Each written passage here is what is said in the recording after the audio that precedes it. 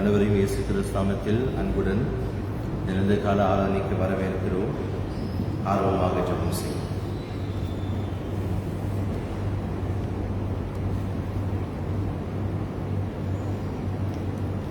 அதிகமாக நேசிக்கிற நல்ல ஆண்டவரே, இந்த இரவேளைக்காக நன்றி செலுத்துகிறோம். ஆராதிக்க உண்மை தொழுது கொள்ள அழைத்து வந்த கிருபைக்காக நன்றி. இந்த ஆலை முழுவதும் ஆண்டவர் பொறுப்படுத்திக் கொள்ளும்படியாகவும் எங்கள் மத்தியில் ஆசீர்வாடுகிற ஆண்டவர் எங்களை தொடும்படியாக ஆஸ்வதிக்கும்படியாகவும் எங்களை முற்றுமாய் கரத்தில் அர்ப்பணிக்கிறோம். அப்பா, பல சூழ்நிலையில் வந்திருக்கலாம்.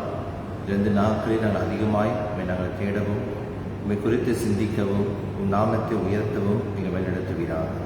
இயேசுவின் நாமத்தில் வேண்டிக் கொள்கிறோம். ஆமென். நம் எழுந்து பக்கம்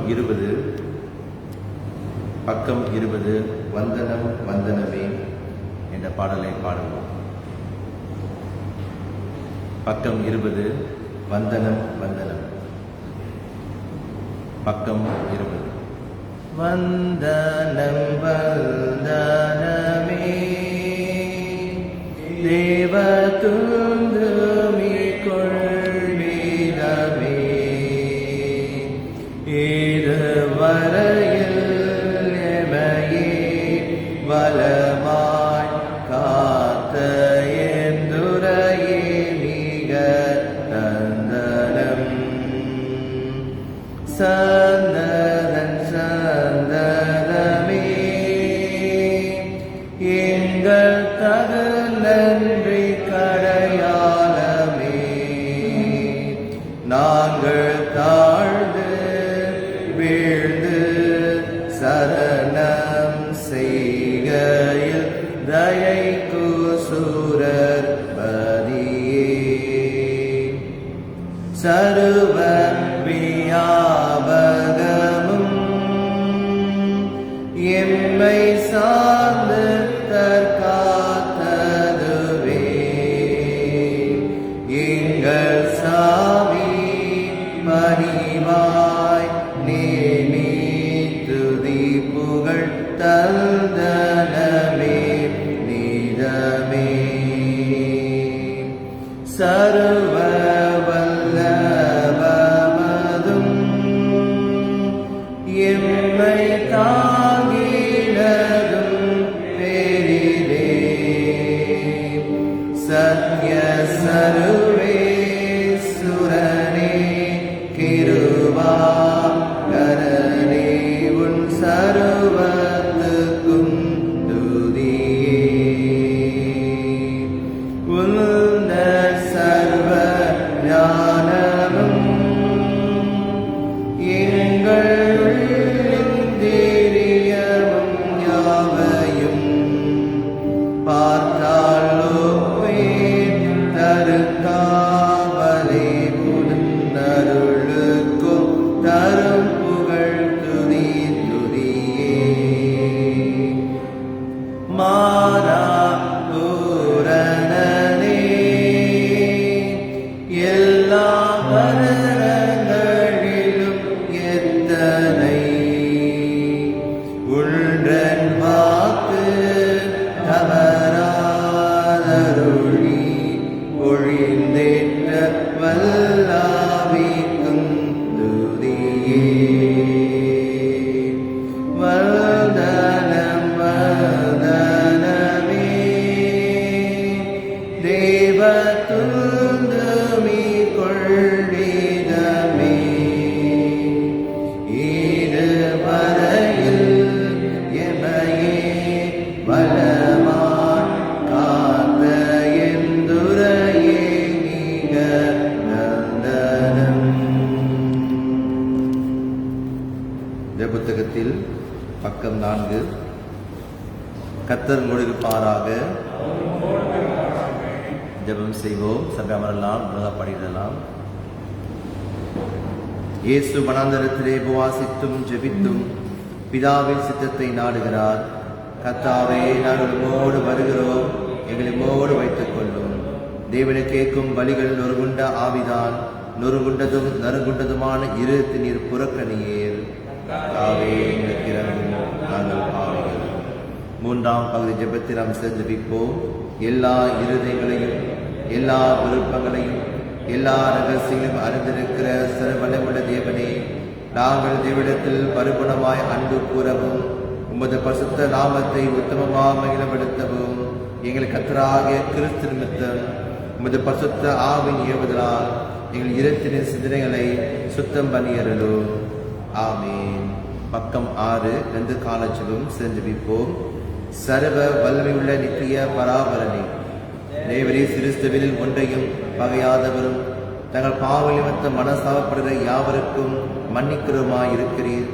எங்களுடைய பாவங்களை குறித்து நாங்கள் துக்கித்து புலம்பி எங்கள் நிர்வாகியத்தை அறிக்கையிட்டு சம்பூர்ண இரக்கமுள்ள தேவனிடத்தில் குறைவற்ற பாவ விமோசனத்தையும் மன்னிப்பையும் பெறத்தக்கதாக எங்களுக்குள்ளே நுறுகுண்ட புதிதான இருதயத்தை சிருஷ்டிக்க வேண்டும் என்று இயேசு கிறிஸ்து மூலமாய் வேண்டிக் கொள்கிறோம். இந்த காலத்தில் 4ஆம் ஞாயிறுக்கான சுருக்க ஜெபத்தை நாம் சேர்ந்து ஜெபிப்போம். எல்லாம் வல்ல பிதாவே, திருக்குமாரன் சிலுவில் மரணத்தை உத்தரிக்கும் முன் அவருடைய மகிமையில் வெளிப்படுத்தப்பட சித்தம் கொண்டீரே. நாங்கள் அவரோடு கூட பாடு அனுபவிக்க பலப்படுத்தப்பட்டவர்களாய் மகிமையில் மகிமை அடைந்து அவருடைய சாயலை மருவமாக்கத்தக்கதாக அவருடைய மகிமையை உணர்ந்து கொள்ள எங்களுக்கு விசுவாசத்தை அருள வேண்டும் என்று உம்மோடு பரிசுத்த ஆவியோடும் ஒரே கடவுளாக இப்பொழுதும் எப்பொழுதும் ஜீவத்து அரசாளுகிற அவரை முன்னிட்டு வேண்டிக் கொள்கிறோம். ஆமென். வேத வாசிப்பு பிற்பாடு பிரசங்கம் துராஜ் அவர்கள் செய்வார்.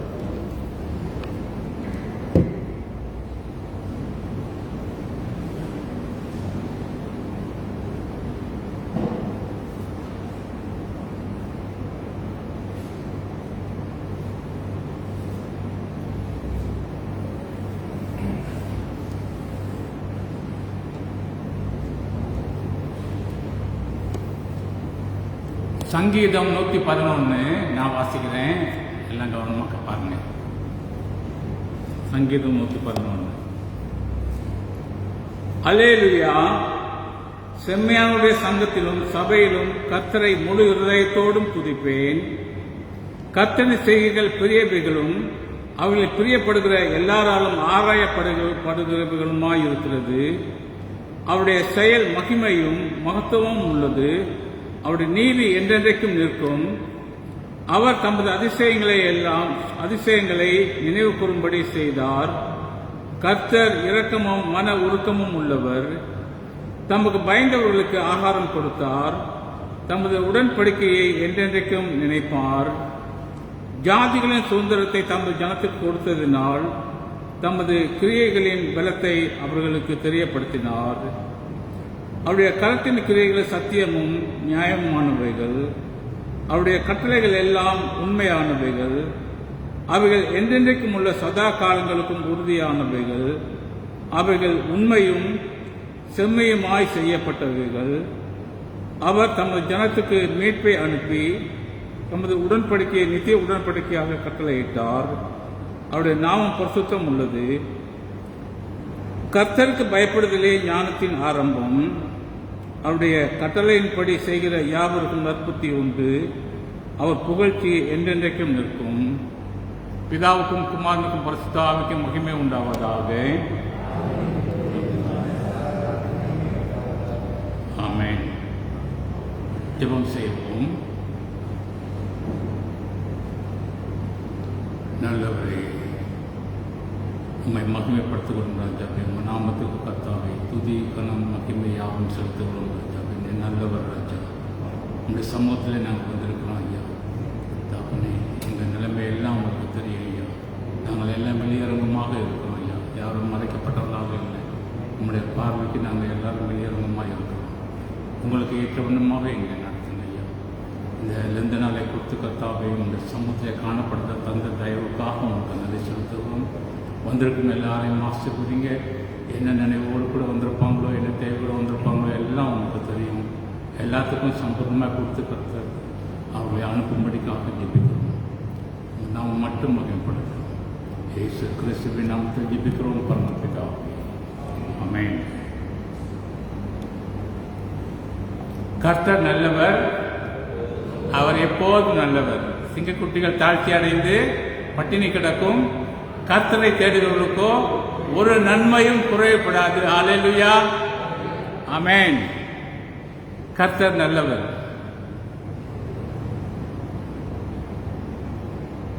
சுமார் 50 வருஷத்துக்கு முன்பு இந்த ஆலயத்தில் அப்போ இந்த மாதிரி லெந்து ஆராதனை நடக்க கஷ்டமா இருக்கும். அப்போ எனக்கு ஒரு கூட்டாளி ஒருத்தர் இருந்தான். அப்போ அவன் வரும்போது லெந்துன்னா என்ன, அப்போ உபவாச நாள்னாக்கா என்ன அப்படின்னு கேட்டான். அப்போ இந்த மாதிரி தான் உபவாச நாள்னாக்கா நம்ம சாப்பிடாம இருக்கணும் அப்படித்தான் அப்படின்ட்டு சொன்னோம் அவங்ககிட்ட. அப்படின்னா நம்ம ஏன் சாப்பிட்டுட்டு இருக்கிறோம், நம்ம சாப்பிடாம இருக்க வேண்டியது தானே 40 நாளைக்கு அப்படின்னு சொன்னான். எனக்கு ஆச்சரியமா தூக்கி வாங்கி போட்டுடுச்சு, என்னடா அப்படி சொல்றான் அப்படின்ட்டு. ஏன்னா நம்ம குடும்பத்துல அம்மா என்ன செய்வாங்க அப்படின்னாக்கா 40 நாளைக்கும் 48 நாளைக்கும் என்ன செய்வாங்கன்னாக்கா மரக்கறி சாப்பாடு தான். அப்போ அதை பற்றி எந்த ஒரு எண்ணமும் இருக்காது. சதா சாப்பாடு தான், எப்பவும் சாப்பாடு தான் இருக்கும், ஒரு குறைவில்லாமல் இருக்கும். ஆனால் இவன் சொன்னான் உபவாச நாள்னாக்கா உபவாசம் இருக்க வேண்டியது 48 நாளைக்கு அப்படின்னு சொன்னான். கேட்டோன்னா அப்படி தூக்கி வாரி போட்டுடுச்சு. நம்ம கூட வந்தவன், நம்ம கூட்டிகிட்டு வந்தவன் நமக்கு புத்திமதி சொல்கிறான் அப்படின்ட்டு ஓகே சரிடா நம்ம இருப்போம்டா 48 நாளைக்கு அப்படின்ட்டு இருக்க ஆரம்பித்தோம். என்னென்ன செய்வோம்னாக்கா காலையிலேருந்து ராத்திரி வரைக்கும் சாப்பிட்றதில்லை, அந்த மாதிரி ஒரு ஒழுங்கு.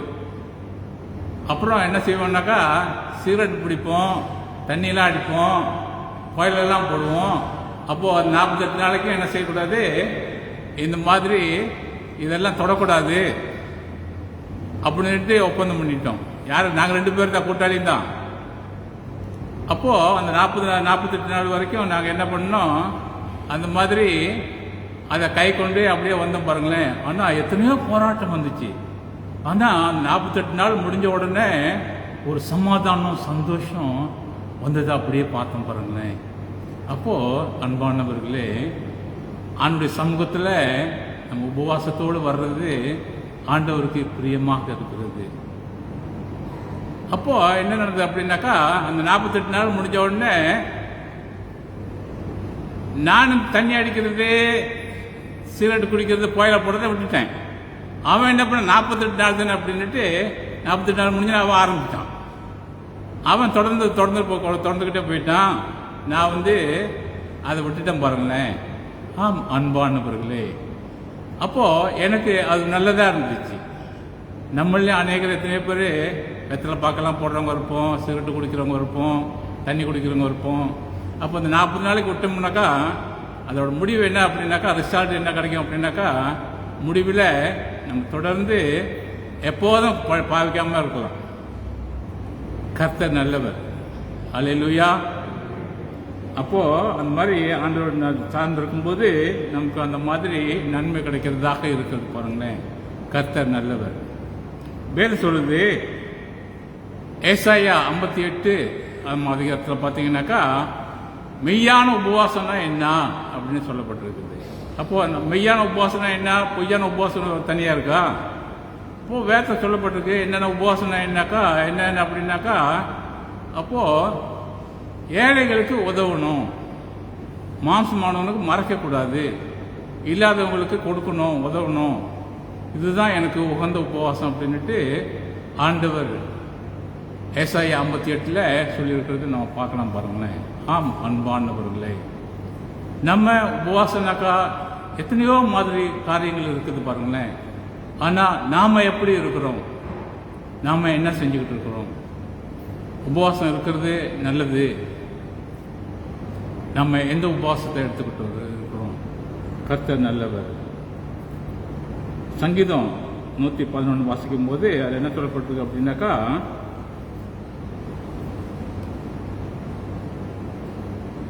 அல்லேலூயா, செம்மையானவருடைய சங்கத்திலும் சபையிலும் கர்த்தரை முழு இருதயத்தோடும் துதிப்பேன். ஆம் அன்பானவர்களே, எத்தனை பேர் கர்த்தரை முழு உள்ளத்தோடு துதிக்கிறவங்க இருக்கிறீங்க? அநேக சபையில் பார்த்தோம்னாக்கா, மற்ற எங்கிலிக்கன் மற்ற சபைகளை பார்த்தோம்னாக்கா கொஞ்சம் பேர் தான் இருப்பாங்க. ஆனால் துதினாக்கா எல்லாம் துதிச்சுக்கிட்டு தான் இருப்பாங்களாம். நம்ம பார்த்ததில்லை, அவங்க அந்த மாதிரி துதிப்பாங்களாம். ஆம் அன்பானவர்களே, துதினா என்ன? நம்ம ஆண்டவரை துதிக்கிறது. ஏன் துதிக்கிறோம் ஆண்டவரை? நமக்கு எத்தனையோ பாரங்கள் இருக்குது, எத்தனையோ கவலைகள், எத்தனையோ வேதனைகள், எதிர்பார்ப்புகள் எல்லாம் இருக்குது. எல்லாத்தையும் அவர்கிட்ட நம்ம கொட்டிட்டு நம்ம அவரை துதிக்கும் போது நமக்கு என்ன நடக்குது அப்படின்னாக்கா, நமக்கு நம்ம அறியாமலே ஒரு விடுதலை கிடைக்கிறது நம்ம பார்க்கலாம். அப்போ துதிக்கும் போது நம்மளை மறந்துட்டு நம்ம துதிக்கிறோம். துதினாக்கா நம்ம மறந்தது தான் நம்மளுடைய துதியாக இருக்குது. அப்போ நம்ம எப்படி துதிக்கணும் அப்படின்னாக்கா, நம்மளை மறந்து துதிக்கணும். அப்போ நம்ம அறியாமையே நம்ம என்னென்னமோ செஞ்சுக்கிட்டு இருப்போம். நம்மளோட சபையெல்லாம் அந்த மாதிரி நிறைய பார்க்க முடியல. சில பேர் கை கட்டிக்கிட்டு இருக்காங்க, சில பேர் ஏனோ தானோன்னு இருக்கிறாங்க, சில பேர் உண்மையாக இருக்கிறாங்க, சில பேர் மற்றவங்க பார்த்தா என்ன நினைப்பாங்க அப்படின்ட்டு பார்த்துக்கிட்டு இருக்கிறாங்க. அப்படி இல்லை. துதினாக்கா நம்ம ஆண்டவரை துதிக்கும் போது நம்முடைய வாழ்க்கையில் என்ன நடக்குது அப்படின்னாக்கா, அற்புதங்கள், அதிசயங்கள், விடுதலைகள் நடக்கிறத பார்க்கலாம். வியாதிகள் இருந்தால் வியாதியெல்லாம் போயிடும். ஏன்னா நம்மளாக இல்லை பாருங்களேன். அந்த நேரத்தில் நம்ம மாற்றப்பட்டவர்களாக அப்போது நம்ம இருக்கிறோம். அதுதான் துதி அப்படின்னு சொல்லப்பட்டிருக்கு பாருங்களேன். நாம் துதிக்கும் போது அந்த மாதிரி நன்மைகள் இருக்கிறத நம்ம பார்க்கிறோம் பாருங்களேன். தொடர்ந்து பார்த்தோம்னாக்கா 2வது வசனத்தில்,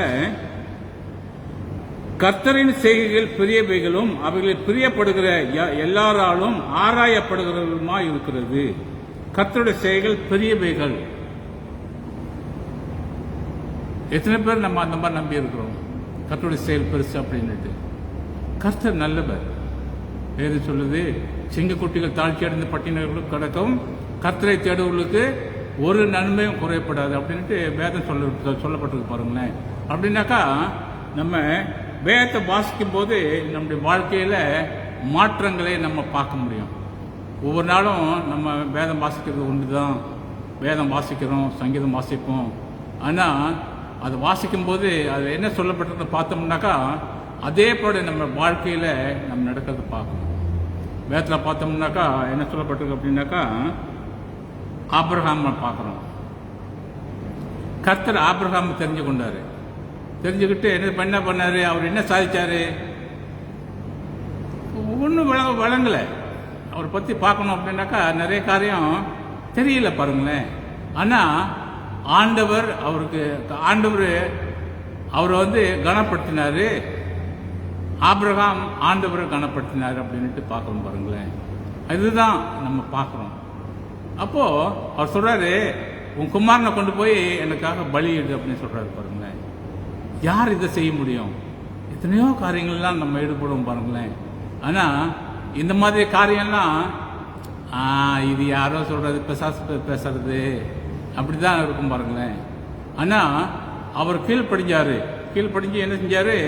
தன்னுடைய மகனை பலி செலுத்த அவர் ஞானமாக கொண்டு போய் ஞானமாக செய்தார் பாருங்களேன். நடந்தது என்ன அப்படின்னாக்கா, கர்த்தர் சொல்றாரு, உன் விசுவாசத்தை நான் கண்டேன், நீ எனக்கு பயப்படுறவன்ட்டு நான் தெரிஞ்சுக்கிட்டேன். ஆகையினால உன்னை நான் என்ன பண்ணுவேன்? உன்னை நான் கனம் பண்ணுவேன் அப்படின்ட்டு என்ன பண்ணாரு? ஒரு ஆடு முதல்ல மாட்டிட்டு கிடக்குது, அதை பிடிச்சி அதை மகனுக்காக பலியிட்டு அப்படின்னு சொல்றாரு. ஆம் அன்பானவர்களே, இந்த ஆபிரகாம் எப்படி பெரியவராக ஆனாரு?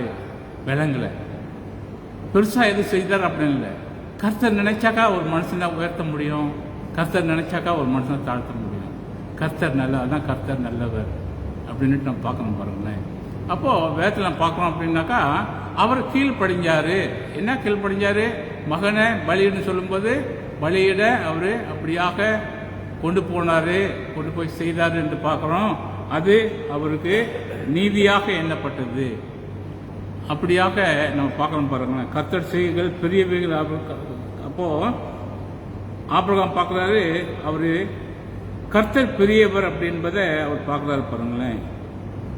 ஆகையினால அவர் கீழ்ப்படிஞ்சாரு அப்படின்னு பார்க்கிறோம். அடுத்து பார்க்கும்போது 3வது வசனத்துல, அவருடைய செயல்கள் மகிமையும் மகத்துவம் உள்ளது, அவருடைய நீதி என்றென்றைக்கும் நிற்கும். அவருடைய செயல்கள் மகிமையும் மகத்துவம் உள்ளது, அவருடைய நீதி என்றென்றைக்கும் நிற்கும். ஆண்டவர் அதிசயங்களை செய்கிறவராக இருக்கிறார். என்ன அவர் ஆண்டவர் அதிசயம் செய்தாரு? கோலியாத்தை பார்க்குறோம். தாவீது, கோலியாத்து சம்பந்தமே இல்லாத ஆள். அப்போ கோலியாத்துக்கிட்ட இவர் போறாரு பாருங்களேன், சொல்றாரு, நான் போய் அவனை அடிச்சு போடுறேன். நம்புறதுக்கு எதுவுமே இல்லை, வாய்ப்பே இல்லை பாருங்களேன். அப்படி எதிர்பார்க்கறதுக்கு வாய்ப்பு இல்லை. ஆம் அன்பானவர்களே, தேவனுடைய பிள்ளைகளுக்கு அந்த அபிஷேகம் சொல்லப்பட்டிருக்கு பாருங்களேன். இந்த அபிஷேகம் பெற்றுட்டாக்கா அது செய்கிற காரியம் என்னன்னாக்கா, பெரிய கோலியாத்து கூட நம்முடைய பார்வைக்கு சின்னதாக தான் தெரியும். இதுதான் ஆண்டவர் செய்கிற காரியமாக இருக்கிறது பாருங்களேன். அப்போ என்ன நடக்குது அப்படின்னாக்கா, கோலியாத்தை ஒரே கல்லில் அடிச்சு வீசுறாரு. என்ன சொல்றாரு? ஒரு முறை ஒரு சிங்கம் வந்துச்சு, அதை அடிச்சு போட்டேன். ஒரு முறை ஒரு கரடி வந்துச்சு, அதை அடிச்சு போட்டேன். என் ஆட்டை பிடிச்சிது, அதனால நான் அடிச்சு போட்டேன் அப்படின்னு சொல்றாரு பாருங்க. அப்போ அவர் முன்கூட்டியே ஆண்டவர் அவர் பயிற்சி கொடுத்து வச்சிருக்காரு பாருங்களேன். ஆம் அன்பானவர்களே, நாம கூட எத்தனையோ காரியங்களை பார்க்குறோம்.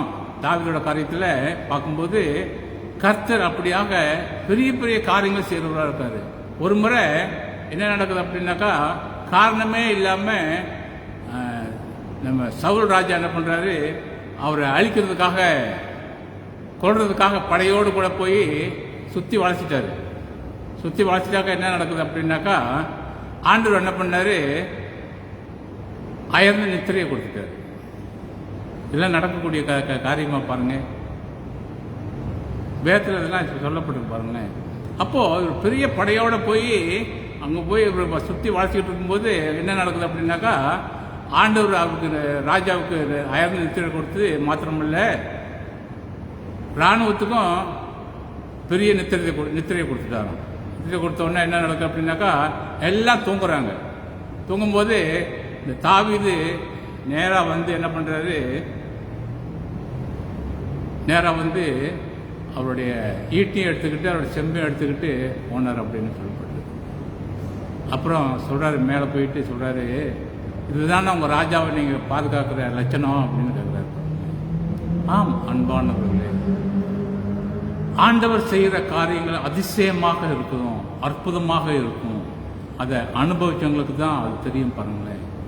அப்போது கர்த்தர் பெரியவர் என்பதை நம்ம பார்க்குறோம், அவருடைய செயல்கள் மகத்துவமானது என்பதை நம்ம பார்க்குறோம் பாருங்களேன். அவர் தம்முடைய அதிசயமான செயல்களை நினைவு கூறும்படி செய்தார். கர்த்தர் இரக்கமும் மன உருக்கமும் உள்ளவர். கர்த்தர் மன இரக்கமும் உள்ளவர். என்ன பண்றாரு, தமக்கு பயந்தவர்களுக்கு ஆகாரம் கொடுக்கிறாராம். வசனம் 5வது வசனத்தை பார்த்தீங்கன்னாக்கா, தமக்கு பயந்தவர்களுக்கு ஆகாரம் கொடுக்கிறாரு. இன்னைக்கு அநேகரோட கவலை என்னன்னாக்கா, சாப்பாடு வர்ற காலத்தில் கிடைக்குமா கிடைக்காதா அப்படின்னு தான் இருக்குது. அநேகருக்கு அந்த மாதிரி எண்ணம் பாருங்களேன். ஆனால் ஆண்டுடைய வாக்கு என்ன சொல்லப்பட்டிருக்குனாக்கா, தமக்கு பயந்தவர்களுக்கு அவர் ஆகாரம் கொடுக்கிறார். உண்மையா இருக்குமா? நம்புறீங்களா? நம்புறவங்களுக்கெல்லாம் அப்படி நடக்கும். அல்லேலூயா. ஆமாம், என்ன வர்ற காலம் பஞ்ச காலம் அப்படின்னு சொல்லப்பட்டிருக்குது. எத்தனையோ பஞ்சத்தெல்லாம் வேதத்தில் பார்த்துருக்குறோம். நமக்கு முன்ன கூட காரியங்கள்லாம் பார்த்துருக்குறோம். பஞ்சத்தில் எவ்வளோ பேர் கஷ்டத்தில் இருந்திருக்காங்க அப்படின்ட்டு. ஆனால் வேதம் சொல்லுது, 111 சங்கீதம் 5வது வசனத்தில் சொல்லப்பட்டிருக்கு அப்படின்னாக்கா, தமக்கு பயந்தவர்களுக்கு ஆகாரம் கொடுத்தார், தமது உடன்படிக்கையை என்றென்றைக்கும் நினைப்பார். சாப்பாட்டை பற்றி கவலைப்படக்கூடாது, கவலைப்படவே வேண்டாம். ஆனால் சொல்றாரு, நாளைக்காக கவலைப்படாத, நாளை தன்னுடையவர்களுக்காக கவலைப்படும். முதலாவது என்னது, சின்ன செய்ய இதனுடைய ராஜ்யத்தையும் அவருடைய நீதியும் தேடுங்க, அப்போது இவர்களெல்லாம் உங்களுக்கு கூட கொடுக்கப்படும், எல்லாம் கொடுக்கப்படும். ஆண்டவர் சொல்கிறார்ல பரமல ஜபத்தில், அன்றன்றுள்ள அப்பத்தை எங்களுக்கு இந்த தாரம் அப்படின்ட்டு ஆண்டவர் சொல்லிருக்காருல்ல. அதுபோல் நம்ம கேட்க வேண்டியது என்னன்னாக்கா, அன்னன்னைக்குள்ள ஆகாரத்தை நம்ம கேட்கணும், நம்ம ஜெபம் பண்ணணும். ஜெபம் பண்ணும்போது ஆண்டவர் கேட்குறவராக இருக்கிறது. ஆகாரத்துக்கு மட்டுமில்லை, மற்ற எல்லா காலத்துக்கும் நம்ம கேட்கணும். நம்ம தேவைகள் நிறையா இருக்கும், பிரச்சனைகள் நிறையா இருக்கும். நம்ம கேட்கறது எல்லாம் ஆண்டவர் கொடுக்குறவராக இருக்கார் பாருங்களேன். ஆண்டவர் சொல்லுறாரு, எங்கே 2-3 பேர் என் நாமத்தில் கூடி இருக்கிறாங்களோ அவங்க மத்தியிலே நான் இருக்கிறேன் என்று ஆண்டவர் நமக்கு வாக்கு கொடுத்திருக்கிறாரு. என் நாமத்தை நீங்கள் எதை கேட்டாலும் அதை பெற்றுக்கொள்வோம் என்று விசுவாசிங்க அப்படின்னு சொல்லிருக்காரு. ஆம் அன்பானவர்களே, கர்த்தர் அப்படியாக நன்மை செய்கிறவராக இருக்கிறார் பாருங்க. அப்புறம் 6வது வசனத்தை பார்த்தீங்கன்னாக்கா, ஜாதிகளின் சுதந்திரத்தை தமது ஜனத்துக்கு கொடுத்ததினால் தமது கிருபையின் பலத்தை அவர்களுக்கு தெரியப்படுத்தினார். ஜாதிகளின் சுதந்திரத்தை தமது ஜனத்துக்கு கொடுத்ததினால் தமது கிரியைகளின் பலத்தை அவர்களுக்கு தெரியப்படுத்தினார். இது எப்படி இருக்கு பாருங்களேன்.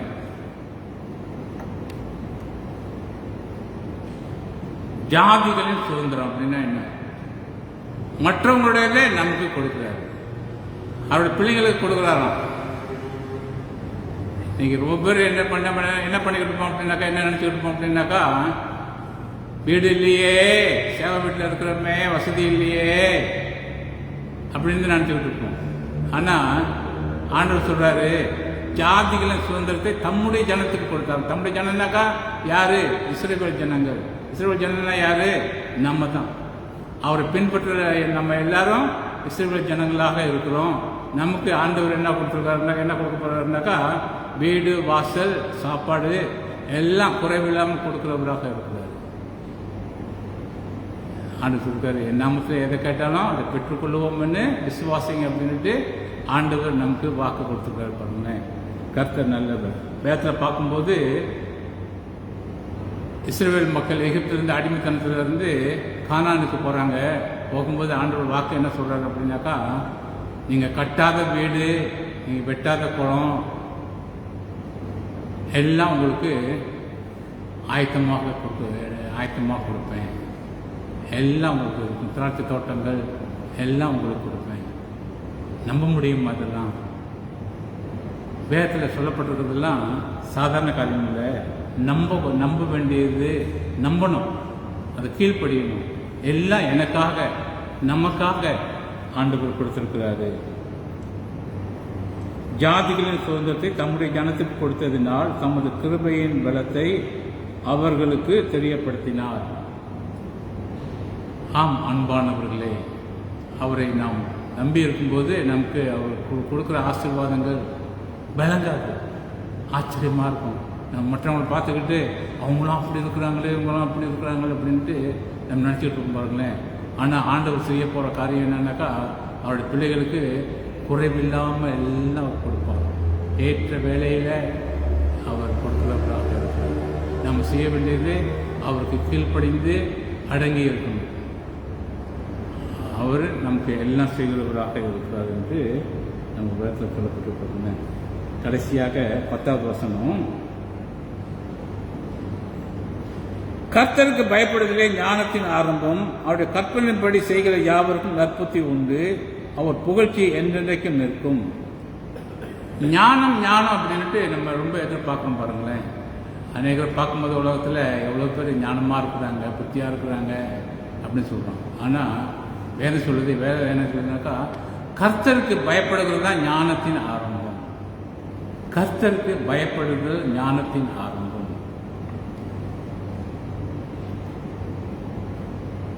நம்ம வேதத்தில் பார்த்தோம் அப்படின்னாக்கா, சாலமன் குறித்து நம்ம பார்க்கலாம் பாருங்களேன். அவரை போல ஒரு ஞானி யாருமே இல்லை. அவருக்கு ஆண்டவர் வாக்கு கொடுக்கும்போது அவருக்கு முந்தியும் ஒருத்தர் இருந்ததில்லை, அந்த மாதிரி அவர் பிற்பாடும் ஒருத்தர் இருந்ததில்லை.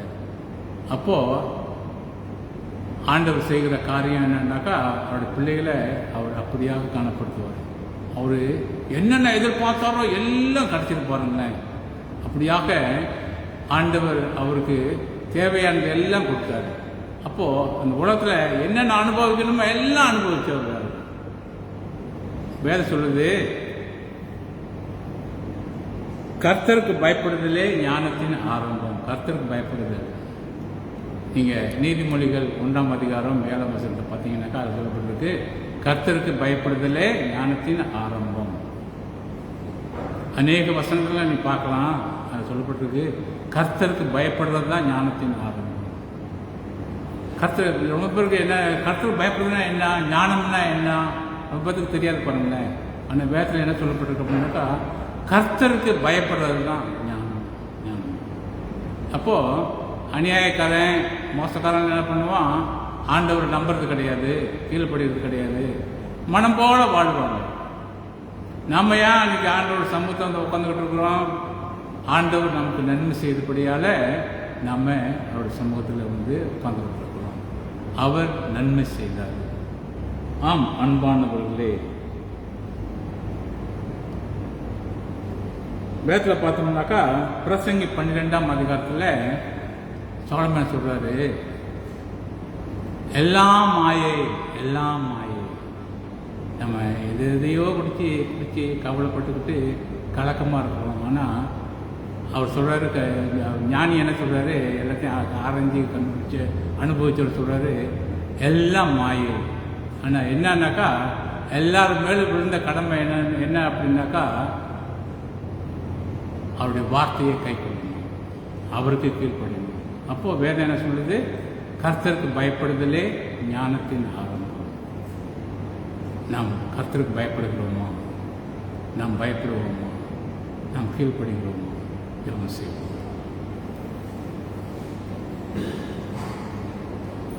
அன்புள்ள இயேசுராஜா, வேதம் சொல்லுது கர்த்தருக்கு பயப்படுதலே ஞானத்தின் ஆரம்பம் என்று சொல்லப்பட்டிருக்கிறது. நாங்கள் எல்லாம் கர்த்தருக்கு பயந்தவர்களாக, கீழ்ப்படைந்தவர்களாக, நீர் விரும்புகிறதை செய்ய கர்த்தாவே எங்களை கர்த்தாவே நீங்கள் அபிஷேகிக்கும்படிக்காக ஜெபிக்கிறோம். உங்கள் பிரசனம் நிரம்பி இருக்கும்படிக்காக ஜெபிக்கிறோம். ஒவ்வொருவரையும் தொடும்படிக்காக ஜெபிக்கிறோம். ஒவ்வொருவருடைய தேவையும் ஆண்டவர் இந்த வேலையிலே சந்திக்கும்படிக்காக நாங்கள் ஜெபிக்கிறோம். ஐயா, உங்கள் நாமம் மட்டும் மகிமைப்படட்டும். எத்தனையோ பேர் எத்தனையோ தேவையோடு கூட இருப்பாங்க. தகப்பனே, போகும்போது கர்த்தாவே சமாதானம், சந்தோஷம் கர்த்தாவே ஒரு வாழ்க்கையில் நிறைஞ்சிருக்கணும். ஐயா, ஆலயத்தவர்கள் வெறுமையாக வந்து வெறுமையாக போகிறதா இருக்கக்கூடாது. நன்மையை பெற்றவர்களாக, தேவையெல்லாம் சந்திக்கப்பட்டவர்களாக கர்த்தாவே போகணும். ஐயா, எல்லாத்தையும் ஆசீர்வதிங்க. வந்திருக்கும் எல்லாரையும் ஆசீர்வதிங்க. அவங்க என்னென்ன எதிர்பார்ப்போடு கூட வந்திருந்தாலும் கர்த்தாவே எல்லாவற்றையும் குறைவில்லாமல் கொடுத்து கர்த்தாவே சமாதானம், சந்தோஷம் அவர்களை ஆட்கொள்ளும்படிக்காக நாங்கள் ஜெபிக்கிறோம். மாற்றப்பட்டவர்களாக, புதுப்பிக்கப்பட்டவர்களாக, புது சிருஷ்டி அனுபவத்தோடு அவர் செல்லும்படிக்காக ஜெபிக்கிறோம். உங்கள் நாம் மட்டும் மகிமைப்படட்டும். எல்லாம் இயேசு கிறிஸ்துவின் நாமத்தில் ஜெபிக்கிறோம் பரமபிதாவே, ஆமென். அல்லேலூயா.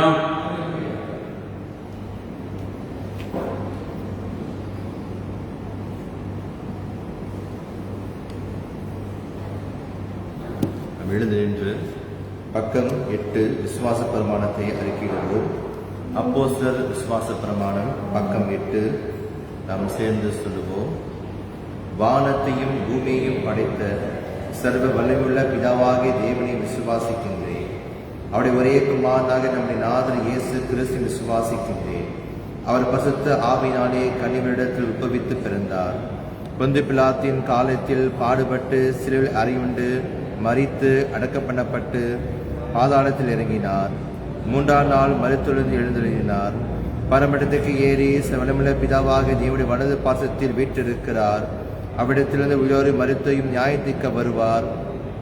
பரிசுத்த ஆவி விசுவாசிக்கின்றேன். பொதுவாயிருக்கிற பரிசுத்த சபையும் பரிசுத்தவானுடைய ஐக்கியமும் பாவ மன்னிப்பும் சரீரம் உயிர்த்தெழுதலும் நித்திய ஜீவனும் உண்டு என்று விசுவாசிக்கிறேன். ஆமென். ஜெபம் செய்வோம். நம் தேவனை நோக்கி பார்ப்போம். கடந்த நாட்கள் முழுவதும் உங்களை காத்து நடத்தி கொண்டு வந்த ஆண்டவர், புதிய நாளை கொடுத்து நடத்தி கொண்டு வருகிற ஆண்டவர் நம்ம நோக்கி பார்த்து நம் தேவைகள் எல்லாம் அவருடைய சொல்லுவோம். அவர் நம்மை பராமரிக்கிற, நம்மை சந்திக்கிற ஆண்டவர், நம் தேவைகளை சந்திக்கிற ஆண்டவர், எங்களை அதிகமாய் நேசிக்கிற நல்ல ஆண்டவரே. அப்பா, இந்த இரு வேளையிலும் எங்களை முற்றுமாய் நம்முடைய கரத்தில் அர்ப்பணிக்கிறோம். கடந்த நாட்கள் எங்களை காத்து நடத்தி கொண்டு வந்தீர். இந்த புதிய நாளை கொடுத்திருக்கிறீர். இந்த புதிய நாளிலும் இம்மட்டும் நடத்தி கொண்டு வந்திருக்கிறீர். எபினேசராய் அப்பா, நீர் செய்கிற ஒவ்வொரு நன்மையான இவளுக்காய் நன்றி செலுத்துகிறோம். இம்மாணவர்களாக எங்களை எப்பொழுதும் இருப்பதற்காக நன்றி செலுத்துகிறோம். இந்த இரவிலும் அப்பா அவனுடைய சமூகத்தை வந்து எங்களுடைய வேண்டுதல் எல்லாம் நாங்கள் தெரிவிக்கிறோம். ஆண்டவர் எங்கள் ஜெபலை கேட்கிறவர், ஜெபத்திற்கு பதில் கொடுக்கிற ஆண்டவர். அப்பா, அது நாளில் எங்கள் குடும்பங்களையும் எங்களையும் கரத்தில் வைக்கிறோம். வந்திருக்கிற ஒவ்வொருடையும் குடும்பங்களையும் ஆண்டவர் ஆசீர்வதிப்பீராக, பலப்படுத்துவீராக. சுகமாய் இருக்கிற பிள்ளைகளை சுகப்படுத்துவீராக, பலப்படுத்துவீராக. அப்பாவுடைய வேண்டுதல்களை நீ அறிந்திருக்கிறீர். ஆண்டதாமையாக வேண்டுதலை நிறைவேற்றும்படியாய் அவருடைய ஜெபங்களை கேட்டு பெரிய காலசியமாக நாங்கள் ஜெபிக்கிறோம். அப்பா நன்றி ஆண்டவரே. வேலை செய்கிறவர்களை நம்ம கருத்தில் வைக்கிறோம், படிக்கிற பிள்ளைகளை நம்ம கருத்தில் வைக்கிறோம். ஆண்டதாமையாக குறிப்பிடுத்திக் கொள்வீராக. அப்பா ஒவ்வொரு நாளும் ஆண்டவர் தொடர்ந்து வழிநடத்தும்படியாக ஜெபிக்கிறோம். பெரியவர்கள் சிறியவர்கள் அனைவரையும் கருத்தில் வைக்கிறோம். கர்ப்பவதியாய் இருக்கிறவர்கள் அப்பா பிரசவத்தை காத்து கொண்டிருக்கிறவன் ஜெபிக்கிறோம். சுகமான பிரசவத்தை கொடுப்பீராக. பிள்ளைகளை ஆசீர்வதிப்பீராக. குடும்பங்களை ஆசீர்வதிப்பீராக. அப்பா இந்த குடும்பங்கள் எப்பொழுதுமே ஆசீர்வாதமாக உமக்கென்று எழும்பி பிரகாசிக்கிற ஜனங்களாக இருக்க நடத்துவீராக. 100 வருடங்களை நடத்தி கொண்டு வந்திருக்கிறீர். உடைய மகாபரிய கிருபைக்காக வழிநடத்தலுக்காக நன்றி செலுத்துகிறோம். ஆண்டவர் தாமே இந்த வருடத்திலும் அப்பா எங்கள் ஒவ்வொரு குடும்பங்களையும் இன்னும் அதிகமாய் ஆசீர்வதிப்பீராக, அதை பலப்படுத்துவீராக. நன்றி அப்பா, ஸ்தோத்தரிக்கிறோம், நன்றி செலுத்துகிறோம். ஆண்டவர் தாமே எங்களை பொறுப்படுத்திக் கொள்ளும்படியாய் எங்களை முற்றுமை காலத்தில் அர்ப்பணிக்கிறோம். எங்கள் ஜெபங்களை கேட்டதற்காக நன்றி செலுத்துகிறோம். எங்கள் ஜெபங்கள் எல்லாம் பாதத்தில் வைக்கிறோம். இயேசுவின் நாமத்தில் வேண்டிக் கொள்கிறோம். ஆமென். நம் பாவங்களை அறிக்கையிட்டு மனம் திரும்புவோம். பக்கம் 14, 10ஆம் பகுதி. நம் பாவத்தை அறிக்கையிட்டு மனம் திரும்புவோம். சர்வ வல்லமுள்ள கடவுளே, எங்கள் பரமபிதாவே, உமக்கு விரோதமாகவும் எங்கள் அயலாருக்கு விரோதமாகவும் நினைவினாலும் வார்த்தையினாலும் செய்தினாலும் தீமையானவர்களை செய்ததினாலும் நலமானவர்களை செய்யாததினாலும் அறியாமையினாலும் பலவீனத்தினாலும் எங்களுடைய திருவினாலும் பாவம் செய்தோம். எல்லா பாவலுக்காய் மெய்யாய் மனம் சமப்பட்டு மனம் திரும்புகிறோம்.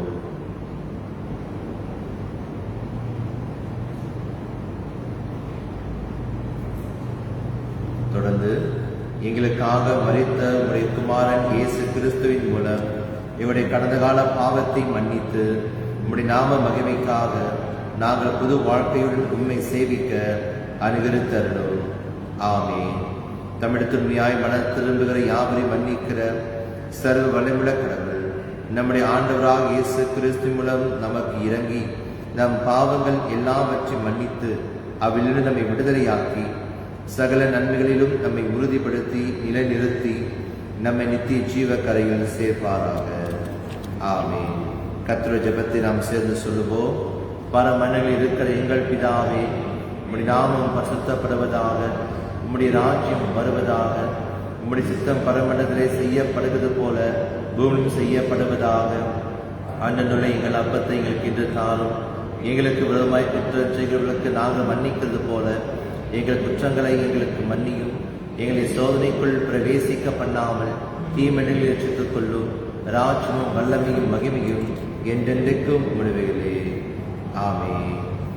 நாம் எழுந்து நின்று பக்கம் 20 உள்ள ஆசீர்வாதம் 21ஆம் பகுதி சிலுவை நோக்கி நாம் மறுமொழியில் ஏறெடுப்போமாக.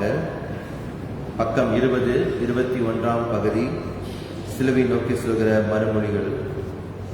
நமது எல்லா பிரச்சனைகளையும் கிறிஸ்துவின் சிலையில் சமர்ப்பிப்போம். நமது எல்லா கஷ்டங்களையும் கிறிஸ்துவின் சிலையில் சமர்ப்பிப்போம். சாத்தானின் எல்லா செயல்களையும் கிறிஸ்துவின் சிலையில் சமர்ப்பிப்போம். நமது எல்லா நம்பிக்கைகளையும் உயிர்த்த தேவனை சமர்ப்பிப்போம். அமருங்கள். அனைவரையும் அன்புடன் ஆராதனைக்கு வரவேற்கிறோம். ஆனந்தம் முடிந்தவுடன் ஒரு வைக்கம் இருக்கிறது, அதை கலந்து கொள்ளும்படி அன்புடன் கேட்டுக்கொள்கிறோம். எழுந்து நின்று தோத்திர பாடலாக பக்கம் 36 தேவன் நமது அடைக்கலமும் பலனுமானார் என்ற பாடலை பாடுவோம். பக்கம் 36 தேவன் நமது அடைக்கலமும் பலனுமானார். பக்கம் 36 தேவன் நமது அடைக்கலமும் பலனுமானார், ஆபத்து காலத்தில் கூட இருக்கும் துணையுமானார். தேவன் நமது அடைக்கலமும் பலனுமானார், ஆபத்து காலத்தில் கூட இருக்கும் துணையுமானார். பூமி நிலை மாறி மலைகள் அடங்கினாலும், பூமி நிலை மாறி மலைகள் அடங்கினாலும் பயப்பட மாட்டோம், பயப்பட மாட்டோம், பயப்பட மாட்டோம், பயப்பட மாட்டோம். தேவன் நமது அடைக்கலமும் பலனுமானார், ஆபத்து காலத்தில் கூட இருக்கும் துணையுமானார். யுத்தங்களை தடுத்து ஓய பண்ணுகிறார். யுத்தங்களை தடுத்து ஓய பண்ணுகிறார். ஈட்டியை முறிக்கிறார், வில்லை ஒடுக்கிறார். ஈட்டியை முறிக்கிறார், வில்லை ஒடுக்கிறார். தேவன் நமது அடைக்கலமும் பலனுமானார். அந்த காலத்தில் கூட இருக்கும் துணையுமானார். அமர்ந்திருந்து அவரே தேவன் என்று அறிவோம். அமர்ந்திருந்து அவரே தேவன் என்று அறிவோம். உயர்ந்தவர் பெரியவர், உலகை ஆள்பவர். உயர்ந்தவர் பெரியவர், உலகை ஆள்பவர். தேவன் நமது அடைக்கலமும் பலனுமானார். ஆபத்து காலத்தில் கூட இருக்கும் துணையுமானார். சேனைகளின் கர்த்தர் நம்மோடு இருக்கிறார்.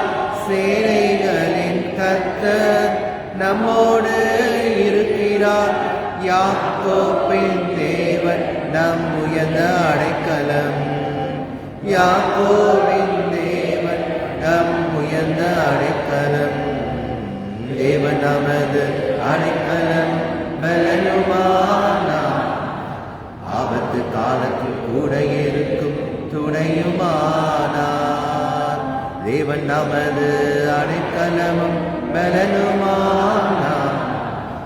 ஆபத்து காலத்தில் கூட இருக்கும் துணையுமானார். ஜெபம் செய்வோம். ஆண்டவரே, கர்த்தருக்கு பயப்படுதலே ஞானத்தின் ஆரம்பம் என்று நாங்கள் வாசித்த பிரகாரமாய் உம்மை நாங்கள் அறிந்து கொள்ளவும், அப்பா நீங்கள் எப்பொழுதுமே அருகில் இருக்கிறீர். உம்முடைய பிரசனத்தினாய் என்னை மூடிக்கொள்கிறீர். அப்பா உம்முடைய சமூகம் முன் செல்கிறது என்பதை நாங்கள் அறிந்து கொள்ள எங்கள் வழிநடத்துவீராக.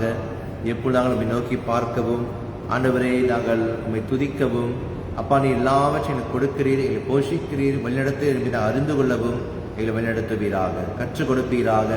அப்பா நாங்கள் மறந்திடாமல் எங்களை ஒவ்வொரு நாளும் ஆண்டவரை நாங்கள் உம்மை நோக்கி பார்த்து ஸ்தோத்தரிக்க, துதித்து பாட எங்களை வழிநடத்துமா ஜெபிக்கிறோம். அப்பா விசேஷமான உபவாச நாட்களில் அப்பா எங்கள் சரீரம் சோர்ந்து போனாலும் எங்கள் ஆவி நாங்கள் உற்சாகமாக இருக்கவும், ஆண்டவரே எங்கள் ஆத்துமா எப்பொழுதும் வாழவும் ஆண்டவர் வழிநடத்துமா ஜெபிக்கிறோம். நாங்கள் உமக்குள் இன்னும் ஆண்டவரை செழிப்பாக இருக்க, ஆவிக்குரிய வாழ்க்கையில் இன்னும் பலமடைய, இன்னும் ஆண்டவர் உமக்கென்று பெரிய காரியங்களை செய்ய வழிநடத்துவீராக. பா இந்த பிரயாணத்தில் ஆண்டவர்களோடு இருக்கிறீர், வழிநடத்தி கொண்டு வருகிறீர் இதற்காக நன்றி. எங்கள் அடைக்கலமும் துணையுமாய் இருக்கிறீர்கள் ஆண்டவர். எங்களை தொடர்ந்து வழிநடத்துவீராக. இந்த இரவிலும் எங்களை பொறுப்படுத்திக் கொள்ளும்படியாக ஜெபிக்கிறோம். அப்பா இந்த இரவெல்லாம் எங்களை காத்து வழிநடத்துவீராக. நாளை தினம் புதுக்கிருவினால் இடத்தையும் வழிநடத்துங்க. அப்பா ஒவ்வொரு நாளும் இந்த கிருபை எங்கள் புதிதாக இருப்பதற்காக நன்றி. தயத்து கொண்டவர்காக ஜெபிக்கிறோம். ஐக்கியத்தையும் ஆசுவதியும் தொடர்ந்து எங்களை பலப்படுத்தும். இயேசுவின் பரிசுத்த நாமத்தில் வேண்டிக் கொள்கிறோம். ஆமென். என் ஆத்துமாவே கர்த்தரை ஸ்தோத்திரி, என் முழுவலமே பரிசுத்த நாமத்தை ஸ்தோத்திரி. என் ஆத்துமாவே கர்த்தரை ஸ்தோத்திரி, கர்த்தர் செய்த சகல உபகாரங்களை மறவாதே. ஆமென்.